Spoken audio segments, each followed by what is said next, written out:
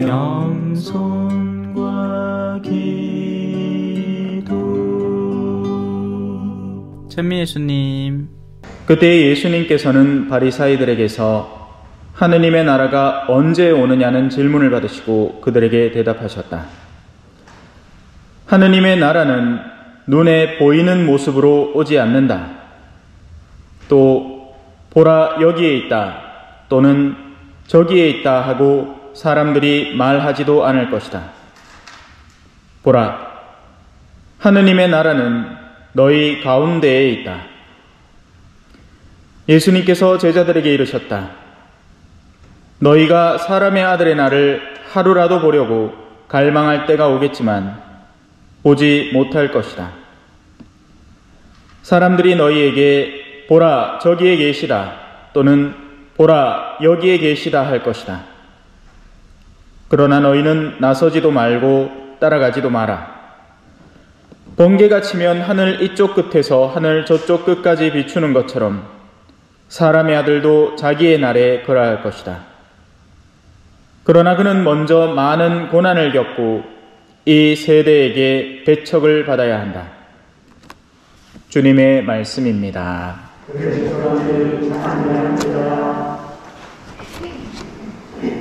찬미예수님.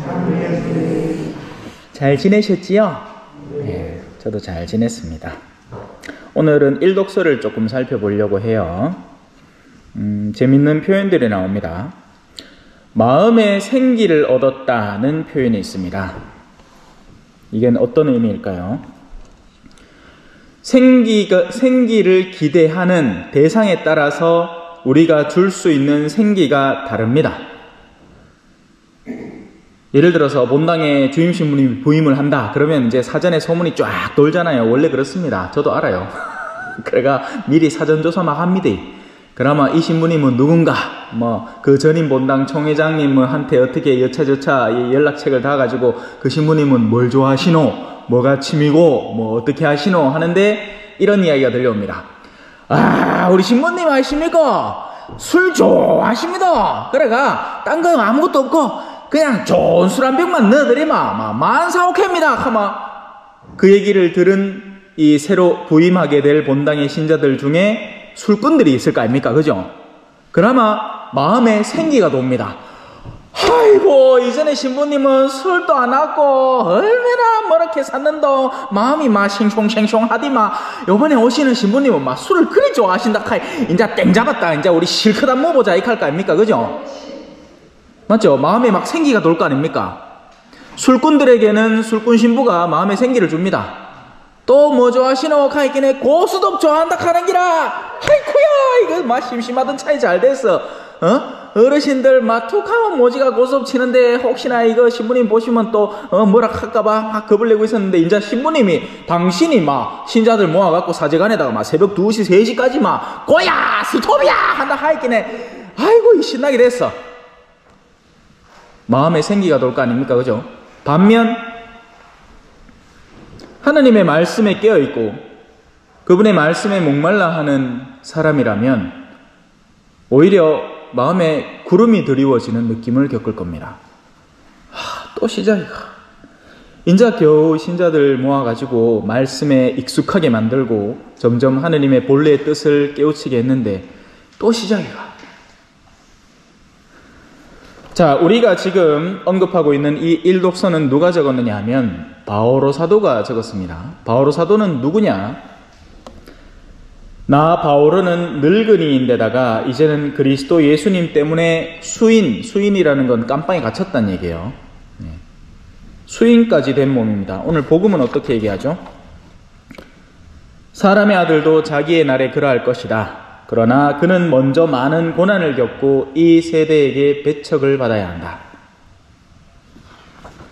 그런 바오로 사도가 그대의 사랑으로 나는 큰 기쁨과 격려를 받았고 그대 덕분에 성도들의 마음에 생기를 얻었기 때문에 내가 그런 기쁨과 격려를 받았다는 겁니다.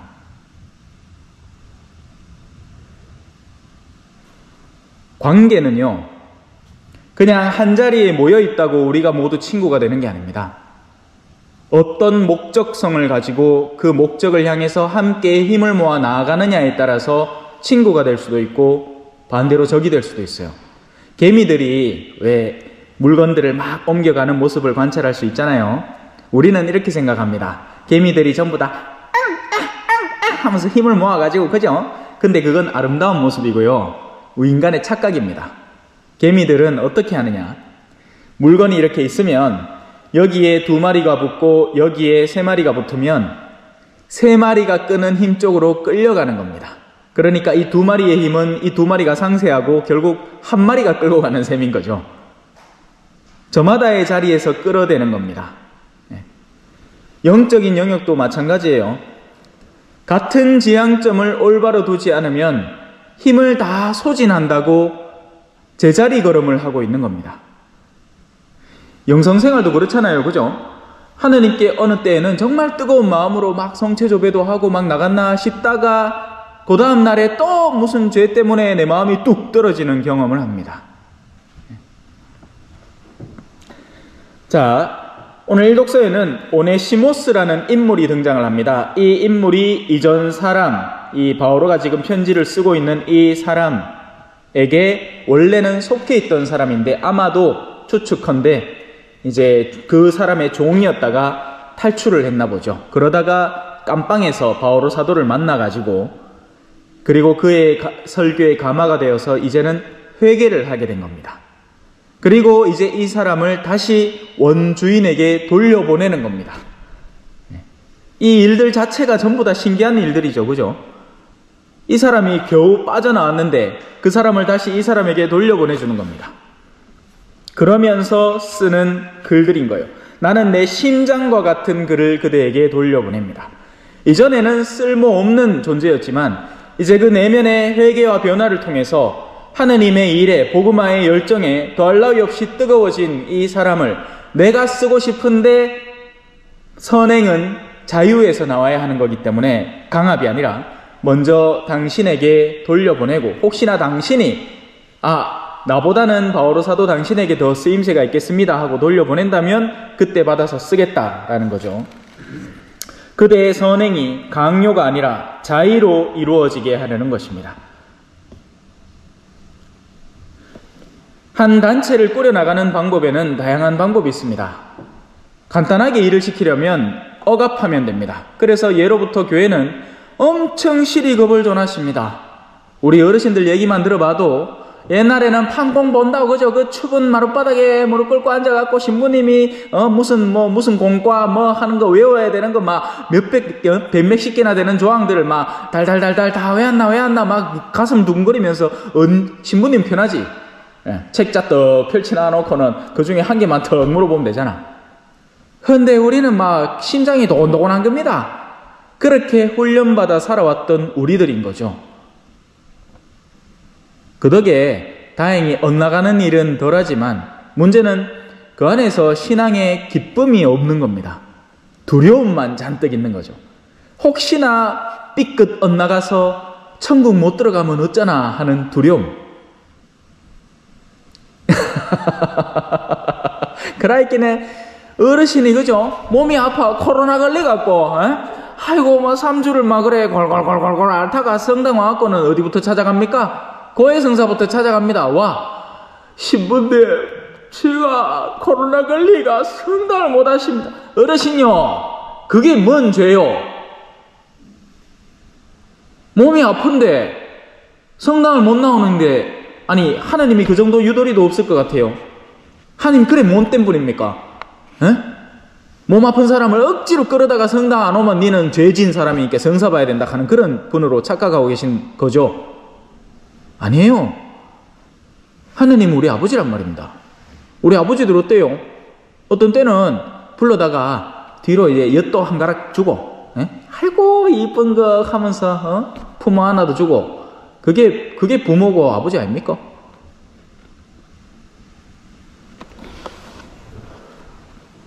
선행은 그래서 강요가 아니라 자의로 이루어져야 하는 거죠. 자, 그래서 바오로 사도는 이 사람이 그 사람에게 보내면서 필요하다면 내가 모든 걸 갚겠다. 사실 갚을 능력도 없고 가능성도 없습니다. 수인이 된 몸으로서 뭘 어떻게 갚겠다는 거예요. 하지만 그만큼 내가 이 사람에게 신뢰를 두고 있다는 것을 그 사람에게 편지글로 소개하는 거죠. 제발 믿어달라는 겁니다. 그러니 이 오네시모스라는 인물의 내적 변화가 얼마나 극명한 것인지를 우린 역으로 확인할 수 있게 되는 거죠. 바오로 사도가 이만큼 신뢰를 두는 사람이니, 그죠? 한 중요한 사람이 있는데 그 사람이 가장 신뢰를 두는 사람을 우리는 흔히 오른팔이라고 표현을 합니다. 그 사람, 바오로 사도의 오른팔과 같은 격인 사람이니까 얼마만한 신뢰가 존재하는 거겠습니까? 그렇게 해서 그 사람에게 다시 이 오네시모스를 돌려보내면서 제발 부탁이니 이 사람을 다시 한번 받아들임으로써 마지막 부분에 그리스도 안에 내 마음이 생기를 얻게 해 주십시오 라고 표현을 합니다. 바오로 사도는 다른 걸 바라지 않아요. 내가 지금 수인이 되신 게 왜 교도소 들어가면 뭐 주는 거 있잖아요. 뭐 돈 좀 보내주소 뭐 이런 얘기를 전혀 하지 않습니다. 바오로 사도는 다른 거 필요한 게 없어요. 이 내가 신임하는 이 사람을 다시 맞아들여 주십시오. 자, 제가 왜 이렇게 이걸 설명을 했느냐? 그 신뢰관계는 눈에 보이는 게 아닙니다. 그죠? 신뢰는 눈에 보이지 않아요. 예를 들어서 내가 외국인 노동자를 한 명 고용을 했어. 이 사람이 정말 신뢰 있게 일을 할지 안 할지는 절대로 안 보입니다. 그냥 한번 믿고 맡겨보는 수밖에 없어요. 그리고 나서는 그의 삶이 하나씩 증명을 하죠. 실제 그렇게 해나가는 사람인지, 아니면 내가 들어와서 볼 때만 눈치 까고는 얼른 일하는 신용을 하다가 내가 나가버리면 또 게을러 터진 모습을 보이는지, 그런 것은 살아보면 눈에 점점 드러나게 됩니다. 하지만 우리가 첫 만남이나 외적인 모습으로는 신뢰라는 건 드러나지 않아요. 바로 그 안에 하느님 나라의 비밀이 있는 겁니다. 하느님 나라는 언제 옵니까? 몇 날 며칠에 딱 옵니까? 아니, 벌써 오기도 했고 누군가에게는, 또 다른 누군가에게는 아직도 요원하다. 하느님 나라를 이미 누리고 사는 사람은 마음에 생기가 넘치고 기쁨이 존재할 것이고, 하느님 나라가 없는 사람은 아직도 두려움에 시달리고 이 메마른 성격, 그러니까 까칠함에 시달리게 될 것이다. 하느님의 나라는 세례를 받는다고 그날 덜렁 받는 무언가가 아니라는 거죠. 하느님의 나라는 이미 세례받기 전에도 하느님을 향한 열정에 불타오르는 이에게는 선물될 수 있는 것이고, 암만 세례를 받고 10년, 20년, 30년이 지나도 내 마음에 뜨거움이나 열정에 관한 어떤 그런 느낌이 없다면 여전히 멀리 있는 것입니다. 그래서 예수님도 그렇게 얘기하죠. 옳게 대답하는 율법학자에게 너는 하느님의 나라에서 멀리 있지 않다. 그 웃긴 표현이에요. 왜냐하면 하느님의 나라는 이미 우리 가운데 와 있다고 예수님은 가르치기 때문입니다. 근데 그 사람은 아직도 멀리 있지는 않은, 가까이 근접해 오기는 했지만 발은 들여놓지 않은 사람인 겁니다.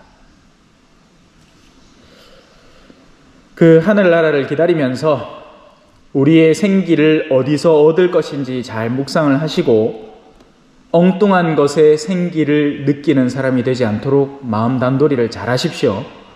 돈을 많이 번다고 생기를 느끼지 말고 하느님께 내가 헌신할 수 있는 기회가 생김에 생기를 얻는 사람이 되어야 됩니다. 그러지 않으면 우리는 수많은 시간을 성당 안에서 보내면서도 하느님 나라를 얻지 못하는 불행한 사람이 될 수 있습니다. 사람의 아들도 자기의 날에 그러할 것이다. 그러나 그는 먼저 많은 고난을 겪고 이 세대에게 배척을 받아야 한다. 아멘. 찬미 예수님, 겸손과 기도.